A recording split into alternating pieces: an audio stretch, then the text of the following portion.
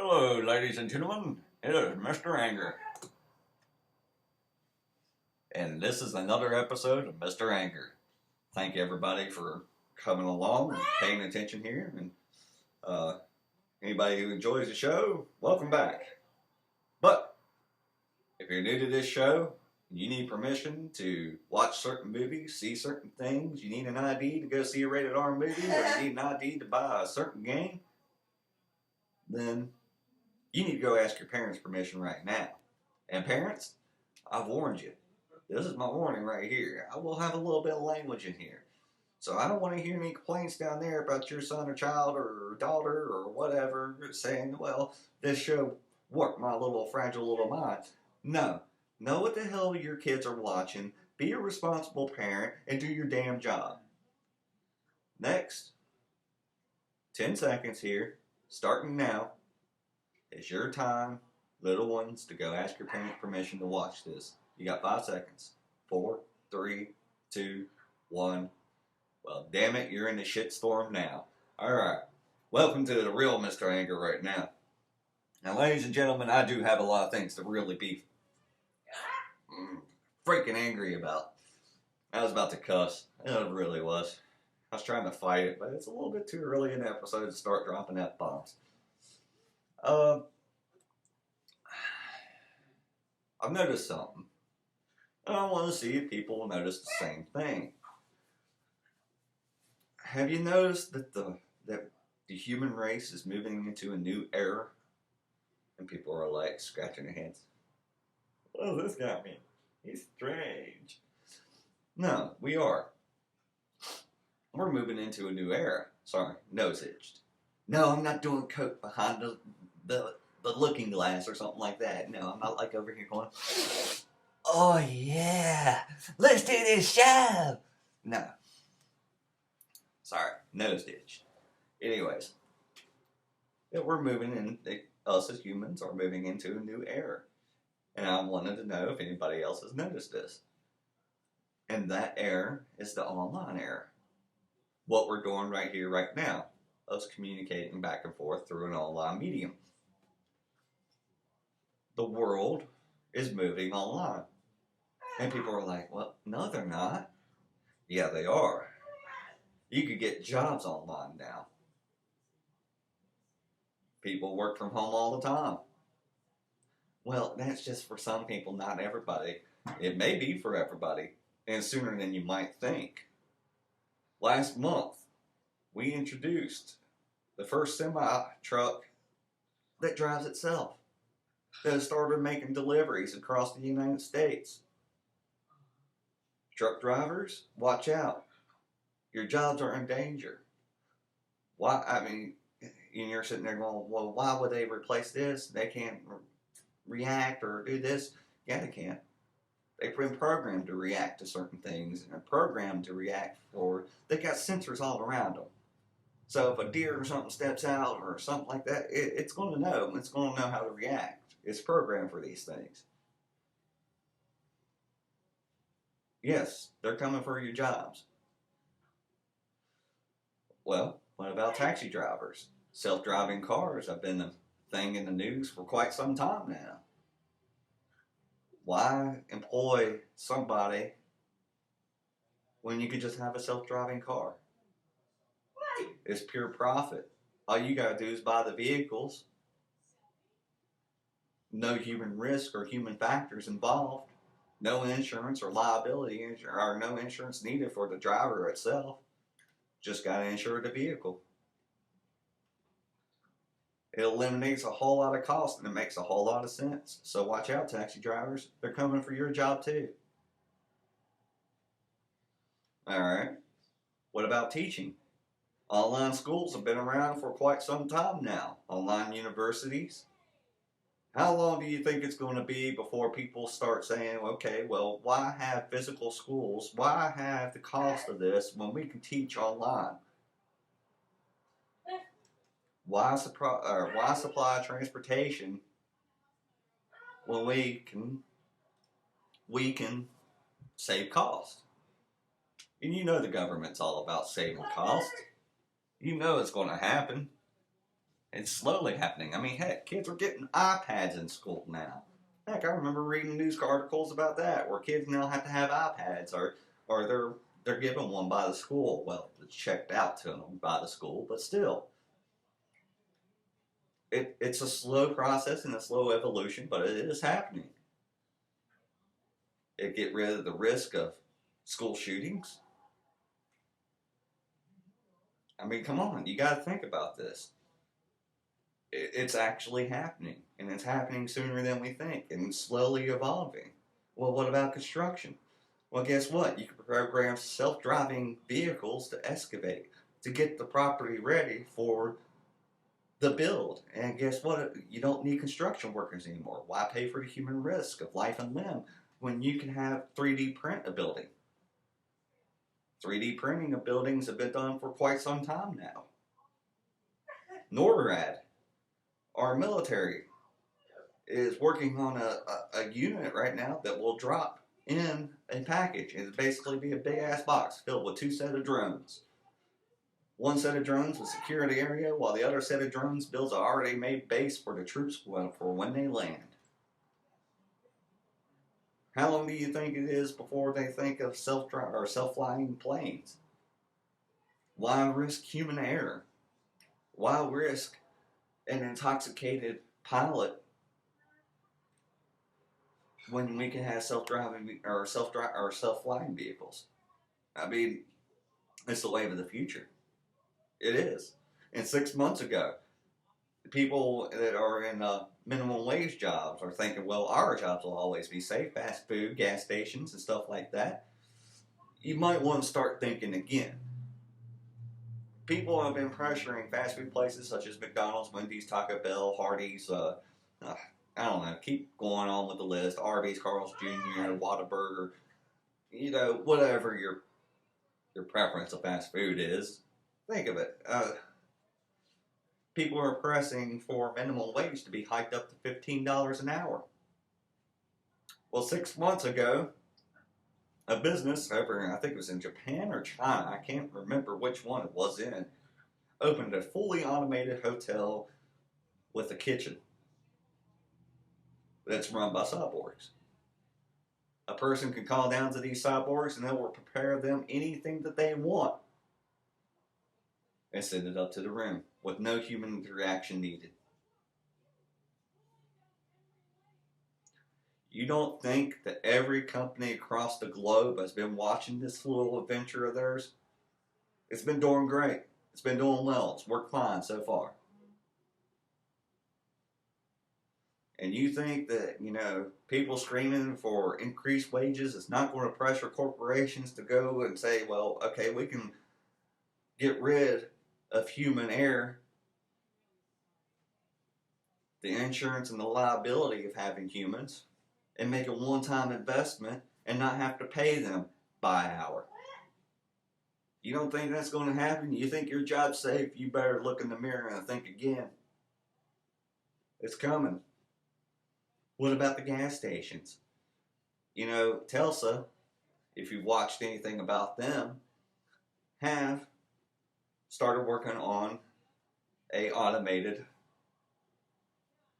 gas pump, where the gas pump, you know, you just open up your gas container or you pop the gas cap, and the container or this little arm will come out, put the nozzle in and fill it up for you. All you gotta do is reach outside the car and put your card in. You're good. It's coming. Everything is moving online. And which brings the question, where does that leave us? Where does that leave humans? I don't know. What is our future from here once technology takes hold? I mean, heck, even Amazon is using drones to make deliveries to homes now. Heck, you won't need grocery stores anymore.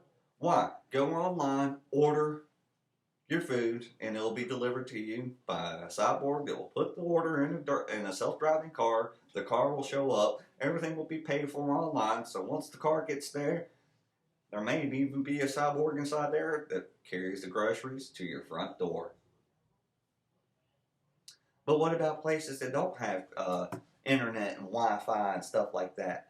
Google and Facebook and everybody else and their brother has been working on this plan for I don't know how long, but putting up drones in the sky that will put out Wi-Fi signals for the entire United States to enjoy, to have. I don't know if they'll charge for it or not. I don't know the basis of that. They haven't gone into specifics of that. But that's what they're doing. It's slowly happening. And where does that leave our future? We gotta start thinking of that. We gotta start thinking of where our future lies at besides in technology. I mean, where's this technology going to carry us? Out of jobs so far, it looks like. I mean, heck, people are like, well, what about surgeons? Guess what? Surgeons have been remotely operating using robots for years now. It's nothing new. It's nothing new at all. Everything can be done by robots online anymore. I mean, heck, accountants, lawyers, support artists, they'll all be doing webcams from their home pretty soon. You'll have to have a bunch of people educated in IT and people to go out and actually repair certain robots and cyborgs and stuff that breaks down, but that'd probably be pretty much basic as your human interaction with this would go. We got to start thinking of the future for ourselves. What's beyond technology? Where's this technology going to take us? What's the point of it all? Is our future just in technology, or is our future in technology going to lead us to other futures? We don't know yet. I do know one thing. I think our future lays beyond this planet. I think it does. I know people are probably going like, you don't want to know it's a blazing. No, I don't believe. I believe in something as soon as I have 100% full proof. I'm just saying that the Earth isn't going to last forever. So we got to consider our options out in the stars somewhere. We do need to start kind of thinking of those options, because the world's changing, the universe changes, everything changes. It's just a matter of time. It may not happen for another million or billion or so years, but it's going to happen. So we need to start thinking of a future for us in this technological world. I mean, you got old school people like me who believe in face-to-face and who like to go out and get their hands dirty and actually work. But you got some people, like I said, that if they physically could, they would actually move online in a heartbeat. There is a physical possibility that ever happened, and they'd probably be there. But with online and the world moving online, guess what? Along with the great and the good also comes the ugly. And we got to find ways to protect people from the ugly. Internet browsers should be able to have options where you can block websites. And yes, they do. I mean, they do have those options now. But there should be just a button, like if you're on a website, you can go up and click block this website and then never see it again. I mean, with the online community, it's going to be like out in the real world. You're going to run across people of different beliefs, different values, different systems, and stuff like that. The best thing is just to respect each other's differences, ignore the websites that we find that go against our views, and just keep on moving along and enjoy the websites that we enjoy. You know, basically how life is supposed to work. You know, not everybody's going to get along. All of us are not going to ever sit down and sing Kumbaya and circle jerk each other off. We're going to, you know, there's going to be people that don't get along for whatever reason. So just avoid. You know, ignore. We need to figure out ways to block out and find out what our children can handle and know our children well enough to be able to put them in an online world. You know, maybe there should be a website that says, okay, well, you know, parents, if we're concerned about our children, we should start a website that says, okay, these are the websites that we have found that think that should not be appropriate for children. That way, the parents can go onto the website and say, okay, well, they just posted up this new site right here. I want to go check it out. And we can find out, okay, well, no, I don't think my son or daughter can handle this, and then block it. We need to be parents. You know, we brought them into this world. It's our job as parents to protect our youth. That is our job. And to protect them from any danger that we can physically and possibly do so for. And that means in the online world as well. Be vigilant parents. Know what your kids are capable of handling. And do what you think is best. I mean, but don't sit there and go around and be like, well, there's a Satanist website and you're a Christian and get all pissy and whatever. Just ignore it. Block it. Go away. You know? Just like if you're a Satanist, don't go to a Christian website and start running off at the mouth and, I know, freedom of speech and all that stuff, but you know what? If that's not your crowd, why the hell are you there?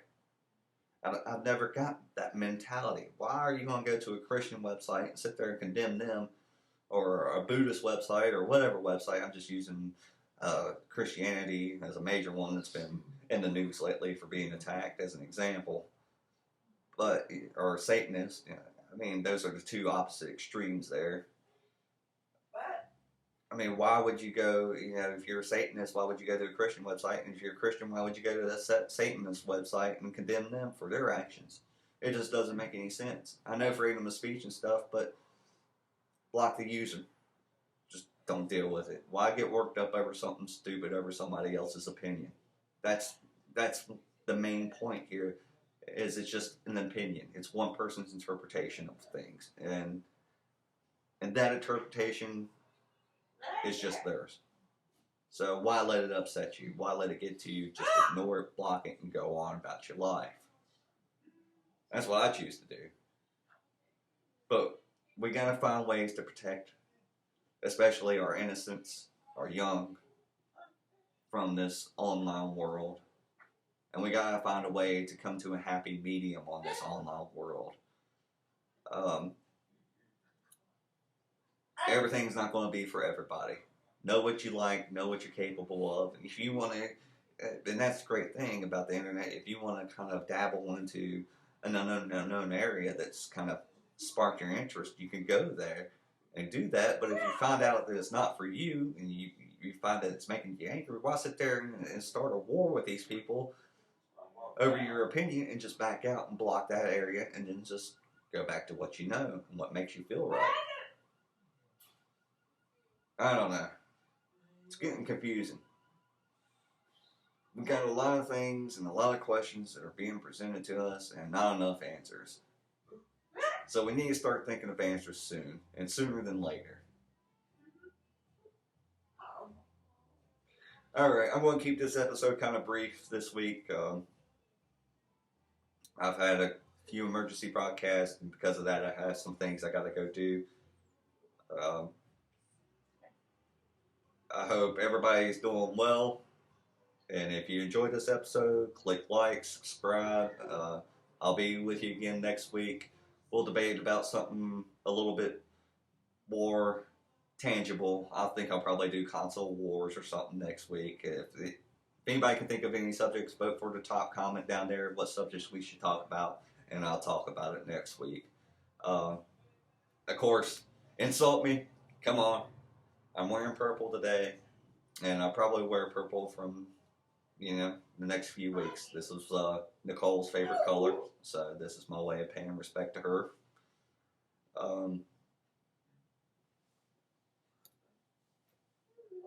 So, think of subjects, put them down there, so that we can have something to talk about next week, and I'm not as angry as I thought I was going to be. I thought I was going to go off on a tangent, but let me know what you think about this world and the online movement and technology taking over jobs. Tell me what you think. I'm kind of curious to see what people's perspectives is on this, and maybe some solutions to some of these problems that I've mentioned. I'd like to know down there in the comment section. But give us a subject. Call me whatever you want to, except for a decent human being. I want the best insult voted to the top down there. I need some witty stuff to add to my repertoire. Thank you. I'm Mr. Anger. Y'all have a great day, night, evening, whatever time you decide to watch this. God damn it, I don't know what time you're watching this. Why the heck are you busting my balls? Why? Blah, blah, blah. Anyways, till next week. Have a good one.